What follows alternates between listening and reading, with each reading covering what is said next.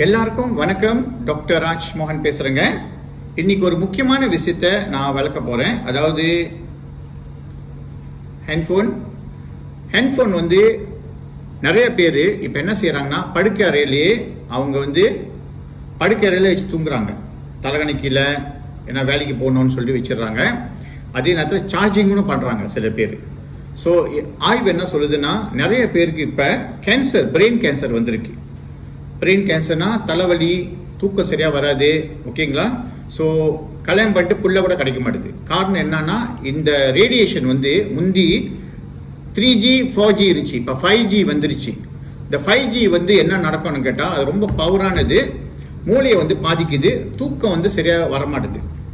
முடிஞ்ச வரைக்கும் இந்த ஃபோனை எடுத்து 2 மீட்டர் தள்ளி நீங்கள் படுக்கிற இடத்த தள்ளி வச்சிருங்க. ஸோ அங்கே சார்ஜர் போட்டுருங்க. உங்கள் படுக்கையில் சைட்டில் வச்சுக்காதீங்க. இப்போ சுகர் நிறைய பேர் ஏறி இருக்கு.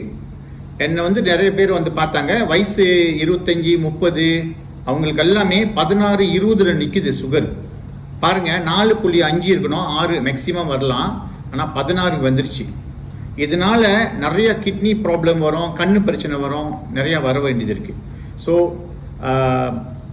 என்கிட்ட நிறைய பேர் இன்னொன்று சொன்னாங்க, அவங்க பிள்ளைங்கிட்ட எடுத்து சொல்லுவாங்க, ஆனால் அவங்க கேட்க மாட்டேன்றாங்க. இப்போ பாருங்க, நிறைய பிரச்சனைகள், டயபெட்டிக், ப்ரெஷர் எல்லாம் வர காரணம் இந்த ஃபோன் ரேடியேஷன் ஒரு காரணம்.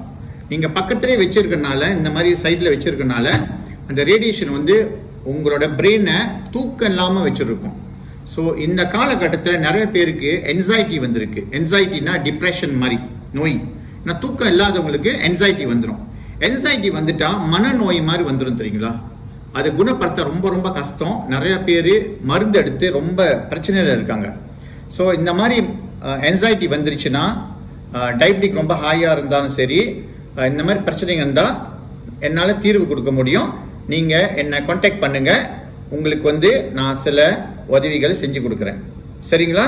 ஸோ உங்கள் பிள்ளைங்கள்கிட்ட எல்லாம் சொல்லுங்க, பெரியவங்களும் சரி சின்னவங்க சரி, வேலைக்கு போகிறதுக்காக அலாம் கிளாக் வைக்கிறேன்னு சொல்லிட்டு ஃபோன் எடுத்து பக்கத்துல வச்சு அவங்க வாழ்க்கையே என்ன சொல்லுவாங்க, நோய்வாய்ப்பாட்டை கொண்டு வருவாங்க.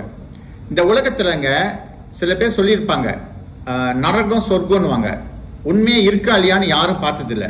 ஆனால் உடம்புல நோய் வந்துட்டா வாழ்க்கை நரகம் அப்படின்னு வந்துடும், சரிங்களா? இது தீர்வு கிடைக்கிறதுக்கு என்னை கான்டாக்ட் பண்ணுங்க. பின்னால் ஆங்கிலத்தில் ஒரு சின்ன மெசேஜ் அனுப்பியிருக்கேன், அதுலேயும் ஆளுங்கள் கேட்கலாம். நன்றி, வணக்கம். Sleep tight, don't let the Wi-Fi bite. If you're sleeping with your phone next to your bed, or worse, under the pillow, stop now. You are literally blasting your brain with radiation all night, every night of your life. EMF radiation emitted by your phone disrupts the production of your sleep hormone melatonin and keeps your brain in a semi-awake state, meaning you're not really sleeping fully. Bad sleep is one of the biggest culprits to poor health and faster aging. It inhibits our ability to fight off infections and repair cells. Worst of all is the fact that mobile phones give off a huge amount of radiation and over time increases our risk of brain cancer. And while scientists err on the side of, even the American Cancer Society admits that some forms of non-ionizing radiation could result in cancer.